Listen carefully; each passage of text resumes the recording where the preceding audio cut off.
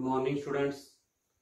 In basic analytical techniques, we have studied the purification of solids, by filtration process, then filtration, under suction, later on crystallization, then fractional crystallization, distillation and fractional distillation. Today we are going to study distillation under reduced pressure and later the solvent extraction. So distillation under reduced pressure, it is a very special type of distillation method, and this distillation under reduced pressure is useful when the solvent which is to be distilled or the liquid which is to be purified by the distillation process has a very high boiling point. When the liquid or solvent have a very high boiling point, then it is distilled under reduced pressure. It is purified by the method distillation under reduced pressure. The liquid with a high boiling point is purified or distilled by distillation under reduced pressure. Second thing, if the liquid undergo decomposition,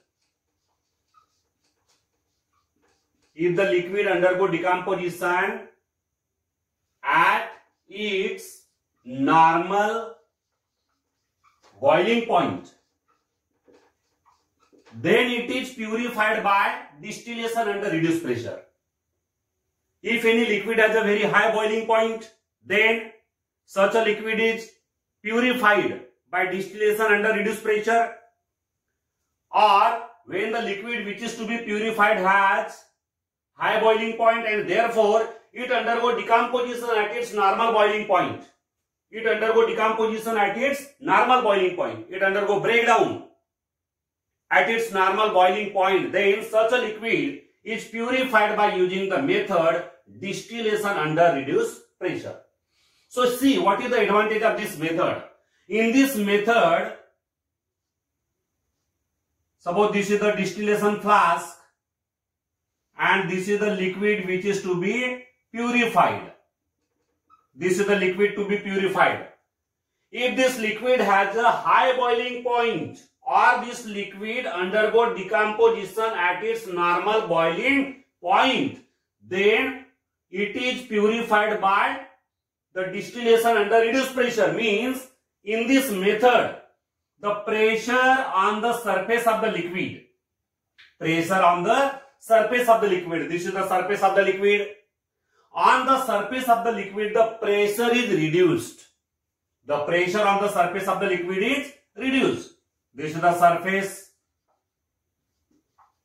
of liquid. So above the surface of this liquid, the pressure is reduced or decreased.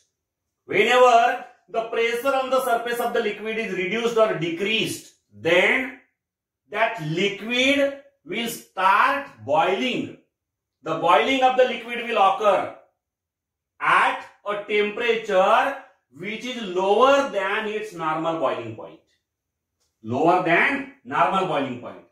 Means here there will be no need to heat the liquid up to its normal boiling point.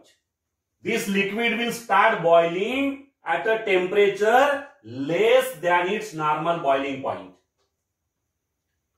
And therefore, the decomposition of that liquid can be avoided. The decomposition of the liquid is prevented. We can avoid the decomposition of that liquid. Here during the purification process or distillation process, the liquid should not undergo decomposition. If the liquid will decompose, then there will be no use of that purification process. So here the decomposition of that liquid is avoided or the decomposition of the liquid is prevented by distillation under reduced pressure. So what is the principle? See here, principle of this method. During the distillation process, the pressure above the surface of the liquid which is taken in the distillation flask, the pressure above the surface of the liquid is reduced or decreased. It is possible by using the water pump or vacuum pump. With the help of the vacuum pump, when we connect the flask with a vacuum pump, here vacuum pump.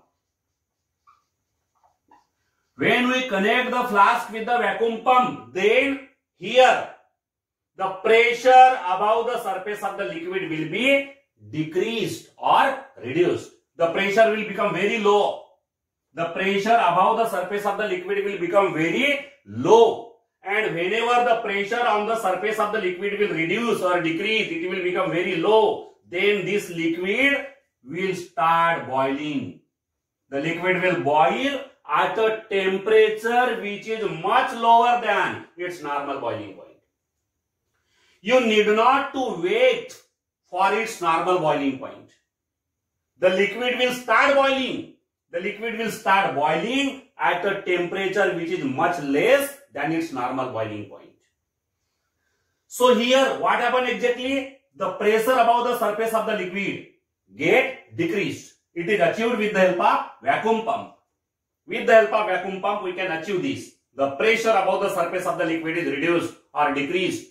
Then after heating, that liquid will start boiling at a temperature which is less than its normal boiling point. And therefore the decomposition of the liquid is also avoided, because the decomposition occurs due to the high temperature.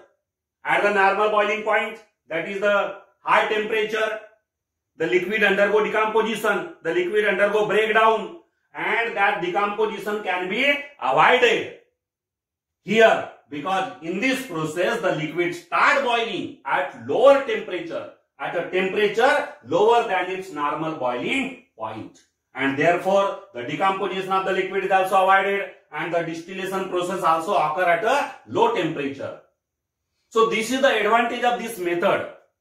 Distillation under reduced pressure is useful for the distillation of the liquids which have very high boiling points, and therefore here the distillation is carried out at a temperature which is lower than the normal boiling point. We need not to heat that liquid up to its boiling point. We need not to heat that liquid up to the normal boiling point.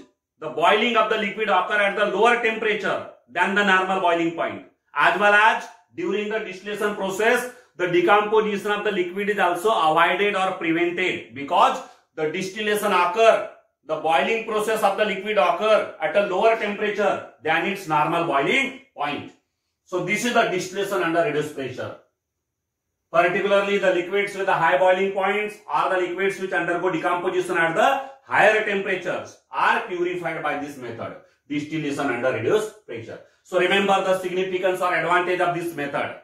Second thing which we are going to study today is the solvent extraction. Solvent extraction method. The solvent extraction method is useful for the separation or extraction of solute which is present in the form of aqueous solution. If any solute is present in the form of aqueous solution means the solution in water. This is the solution, aqueous solution. Here the solute is dissolved in water. Solute plus water, that is known as the aqueous solution. Here the solute is present in the dissolved state. It is dissolved in water. Such a solution is known as aqueous solution. Now how to recover this solute? How to separate this solute? How to obtain this solute? It is possible by the solvent extraction. We can use the solvent extraction process for the separation of that particular solute which is present in the form of aqueous solution. In the solvent extraction process, an organic solvent is also required. The organic solvent is also required. That organic solvent should be immiscible with water. Organic solvent should be immiscible with water. We can use benzene or any other organic solvent which is immiscible with water. that particular organic solvent taken here should be immiscible with water and it should form a separate layer. It should not mix with water. You know, just like oil and water. Oil doesn't mix with water. When we shake oil and water together, there is formation of two layers. Water layer means the aqueous layer and the oil layer. Similarly here, when we use here organic solvent, then that organic solvent should be immiscible with water and it should form a separate layer. That is the organic layer, solvent layer. It should be immiscible with water. And the solute which is to be separated, that solute should be more soluble in the organic solvent than water. This is also another condition here.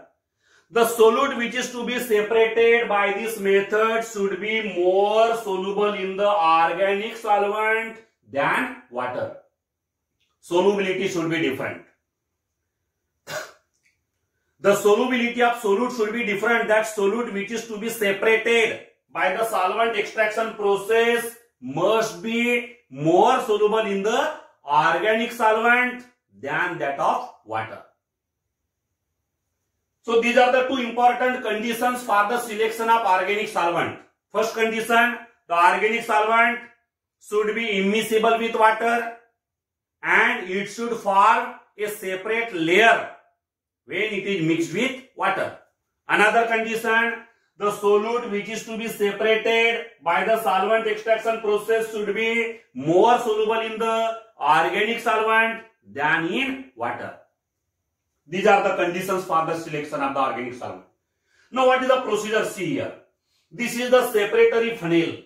Separatory funnel. The name of this apparatus is separatory funnel. This is the cock. We can on and off the cock. When we on the cock, then the solution goes down. When we off the cock, then the solvent cannot go down. So here this is the separatory funnel. Here the aqueous solution of the solute which is to be separated. Aqueous solution. Aqueous solution means solution in water. That aqueous solution of the solute is taken in the separatory funnel. This is the organic compound in the aqueous layer. Organic compound, that is the solute. Organic compound means solute. That solute is present in the aqueous layer. Here remember, organic compound means the solute. It is nothing but the solute. That solute is now present in the aqueous layer. This blue colored solution is nothing but the aqueous layer. And then above the aqueous layer, the organic solvent. Organic solvent. Organic solvent is poured from the top of the funnel. So this is the organic solvent and this is the aqueous layer. This aqueous layer contains the organic compound, that is the solute. The solute is now present in the aqueous layer. The solute means the organic compound is present in the aqueous layer. This is the before extraction. This is the position before extraction. Before separation. Before separation. Here the organic compound or the solute is present in the aqueous layer. And above the aqueous layer, there is a organic solvent. And these are the two separate layers. This is the layer of organic solvent. This is the layer of aqueous solution. So they are present in the form of separate layers. After that, what we can do? We have to shake for few minutes. The solution, these two layers are shaken thoroughly for few minutes. Here these two layers are shaken thoroughly for few minutes and then allowed to stand. After shaking, they are allowed to stand. After standing, after some time, there is separation of two layers again. Again two layers separate. But what happened here? During shaking process, the organic compound, which is also known as the solute, that solute is being more soluble in organic solvent than water. It being more soluble in organic solvent than water, it is extracted in the organic solvent. There is the extraction of the solute in the organic solvent. Means that solute means the organic compound get transferred from the organic layer into the solvent layer. There is a transfer of solute. There is a transfer of solute means organic compound from the aqueous layer to the solvent layer. The organic compound means the solute get transferred, and it is achieved by shaking. When the solutions are shaken together, then the compound, organic compound, that is the solute, get transferred or it get extracted from aqueous layer to the solvent layer. Now here, this is the second position after extraction. What we can see in this position, this is the organic compound in the solvent layer now.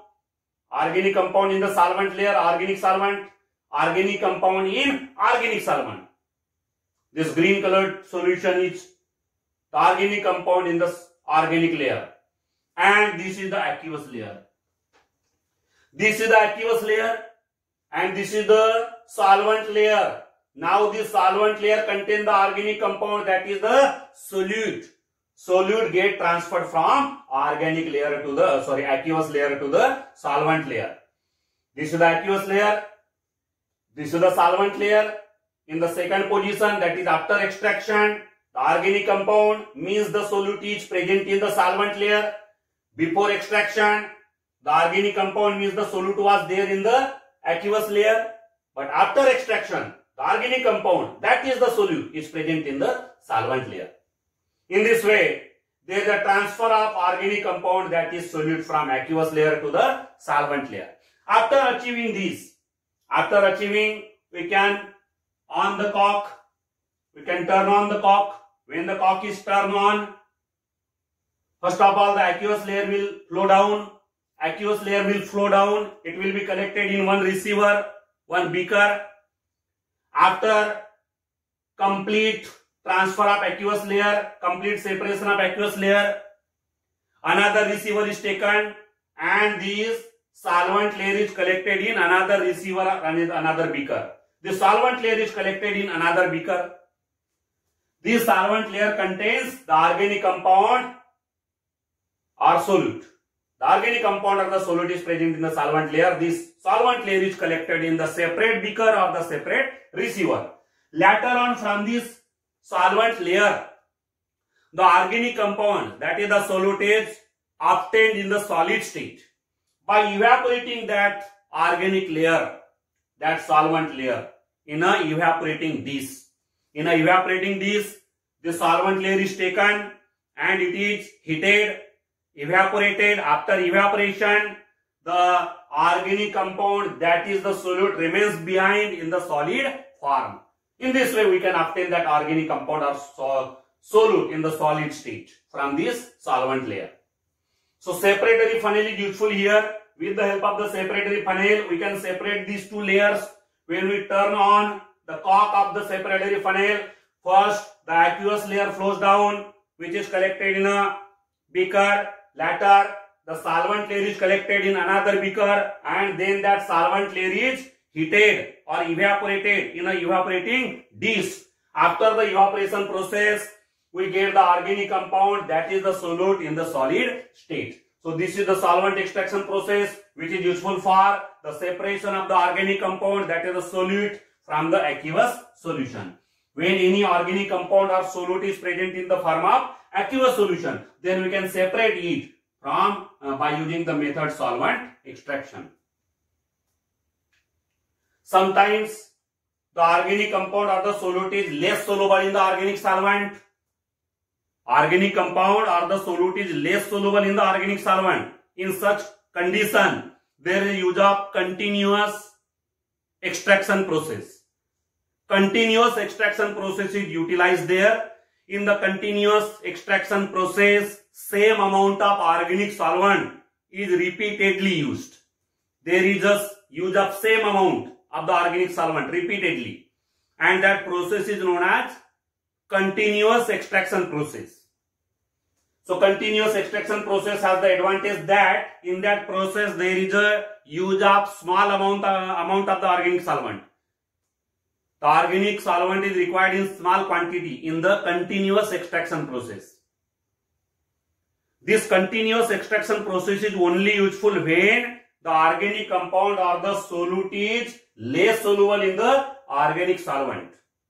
In such condition only there is a use of continuous extraction process. So this is about the distillation under reduced pressure and solvent extraction. The next part in this chapter is chromatography, but this portion, complete portion of chromatography is deleted from the syllabus for this year 2020-21. The syllabus is reduced by the government, and this portion, that is the chromatography, this complete portion is deleted from the syllabus for this year. So this chapter is completed here. Thank you.